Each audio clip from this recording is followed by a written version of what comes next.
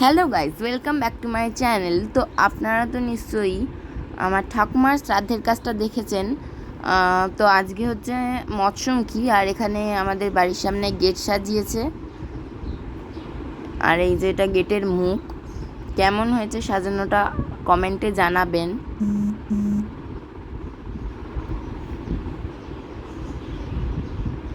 আর এই যে এটা আমার ঠাকুমার ফটোটাকে সুন্দরভাবে সাজানো হয়েছে। আর বাড়ি থেকে তো লোকজন আসা শুরু করে দিয়েছে। আমার পিসি ঠিসিরা সবাই ছিলই ঘরে, আর বাকি লোকেরাও আসা শুরু করে দিয়েছে।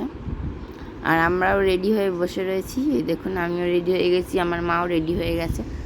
এই দেখুন, লোক ঢোকা শুরু করে দিয়েছে। আর ওদিকে দুপুরের খাবারের জন্য কিন্তু ঠাকুরা রান্না বান্না শুরু করে দিয়েছে।